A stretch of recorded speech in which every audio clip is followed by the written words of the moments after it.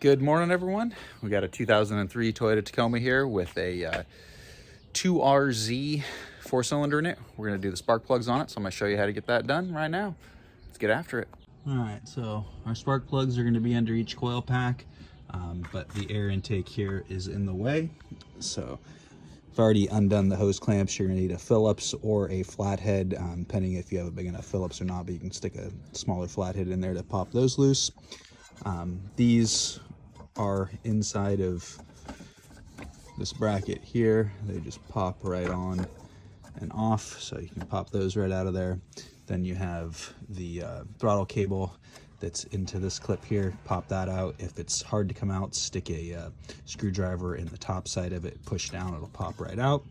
Then you have this other line in there, same thing, pop it out, get it out of the way. Once you get those two hose clamps undone here, you can then pull this out like so and remove it. Then we have two 12mm nuts that are on the bottom side of here. This is this quiets the air intake noise, so it's just a big plastic container. So once you remove those two 12mm, I used a ratcheting wrench, but you can use a socket. Then pull them off by hand. Then you're going to undo this hose clamp here. Once you've gotten the bolts off and the hose clamp undone, pull straight up, get it out of the bracket there, and then pull backwards. Difficult one-handed, but we'll get it. And then we have it up out of the way. We don't need to fully get it out of the engine bay, because once we do that, it'll be out of the way enough that we can actually access each coil pack and get our spark plugs out. So then that looks like it's that's a 10mm, so I'm gonna grab my 10 and then we'll go from there. So you have one bolt for each coil pack, and it is a 10mm. You're gonna undo those.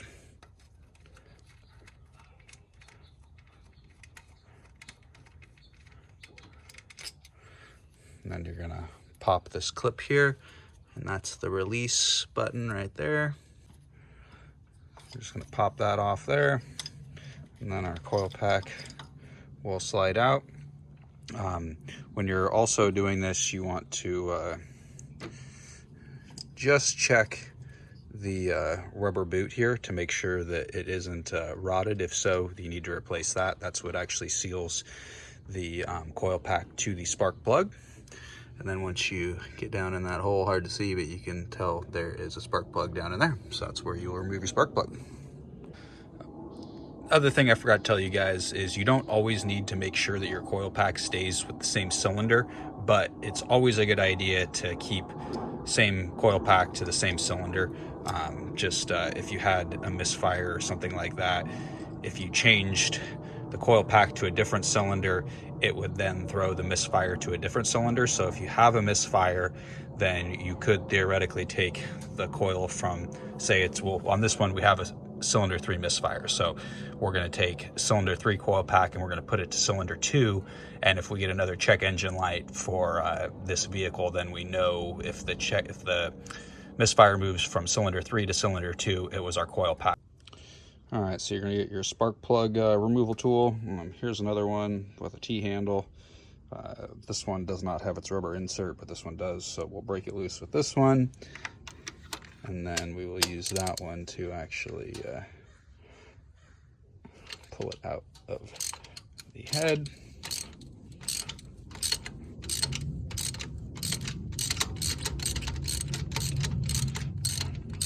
You need one with a rubber on the inside so that you can actually pull the spark plug up and out of the vehicle, or else the socket won't grab it.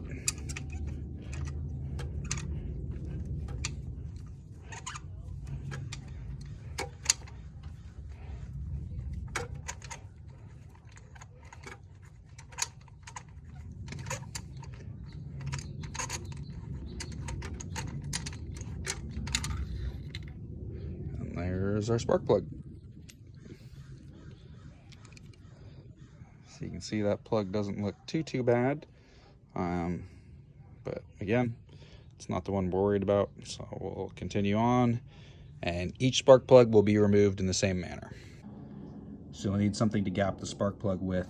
That's checking the width between the electrode here and the pinpoint right there. So we need to know what that is. These ones that I pulled out were just under 0.03, and that's not correct. You want it to be gapped at 0.043. So you want to,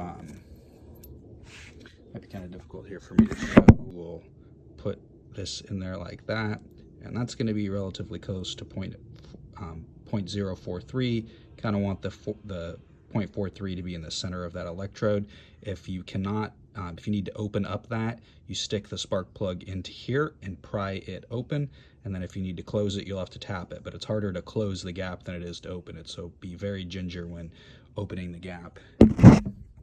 You're going to put the spark plug into that hole like that, and then pry back here, and that will open up the electrode. But again, it will open up real quick and easy, so very little pressure to get it, and then keep rechecking until you're at the correct gap. All right, so now we have our new spark plug in our spark plug socket, and the whole point of that rubber is so that you can hang this thing upside down and not have the spark plug fly out of it. And when you put this in there, you want to put it in very gently, because you don't want to hit where the electrode was and then close the gap. So once you get it in there, just thread her in.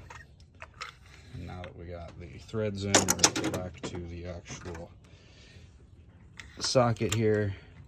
Be way easier to get it in. Thread it in with our fingers at first. And then when tightening a spark plug, once you get it tight, you want to go about 1/4 to a 1/2 turn. Especially if you have an aluminum head, you do not want to crank that sucker down.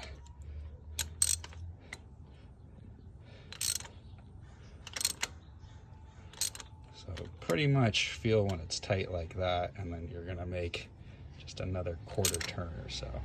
So I will call that relatively good.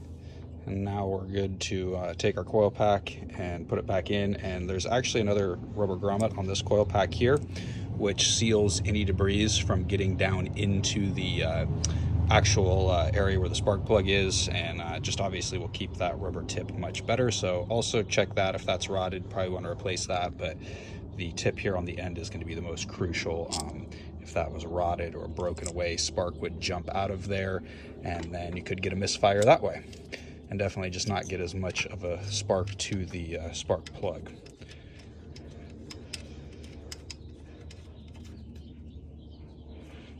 Alright, so we'll thread that back on there.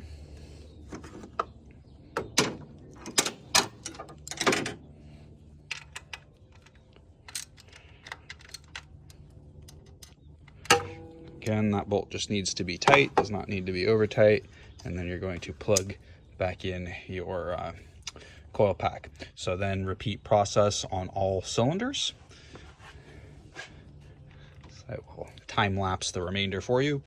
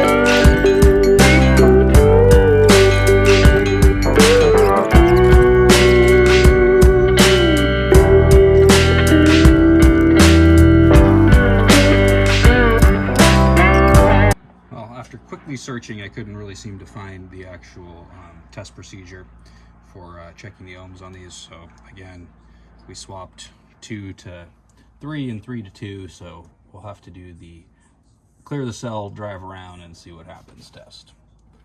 All right, so now all our spark plugs and coils are back where they should be. So now we just re-hook up our air intake. And the other thing I also forgot to tell you guys is this vacuum tube attached to there when we put everything back together. So when you're taking it apart, got to undo that as well.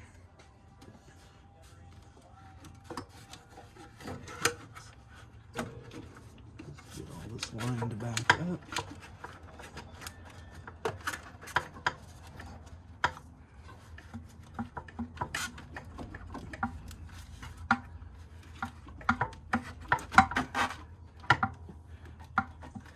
You have to wiggle it around until you get the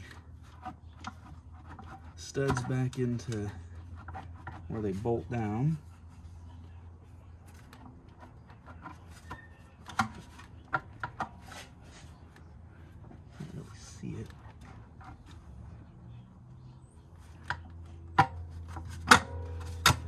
you go, but you'll hear it when it goes down in there. And we will take our 2 nuts, stick them back onto the studs.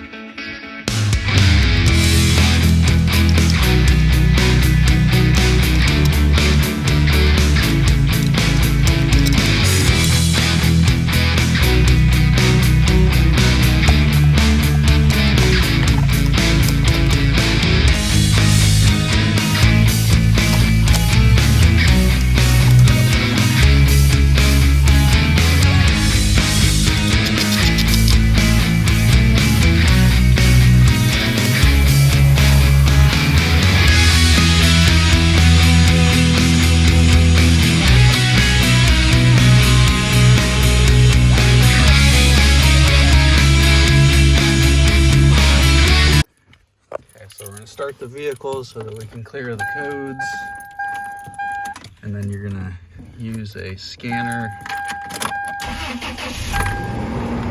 like what I have here. There's a couple different kinds you can use, obviously. This one is a much more professional style.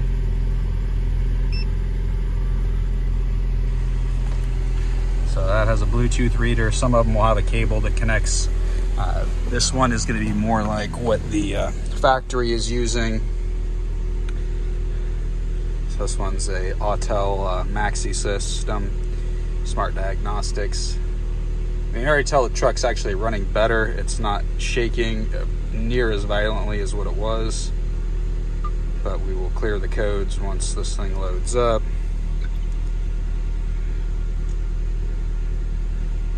Now we find Toyota.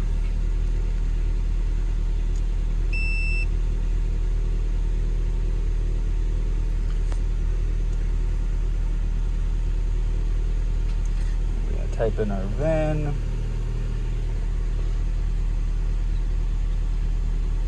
Already have it in here from pre-reading.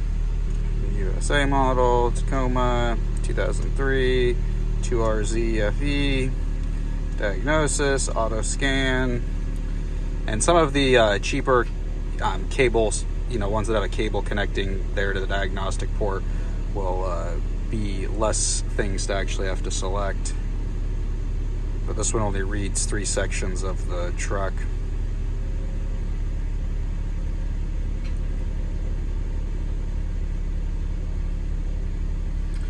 Okay, so we select there, okay. And then when we scanned it before, we had 3 misfire codes, but all associated to cylinder 3. Scanner definitely takes a moment.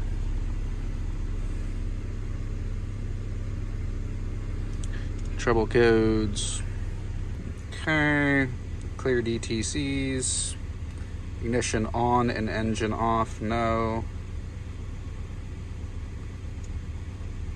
Oh, it wants the ignition on, engine off. So I have to go through this again.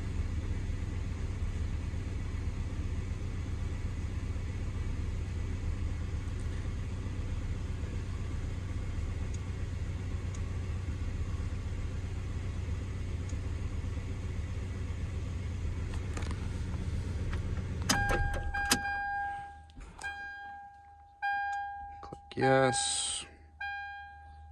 Yes.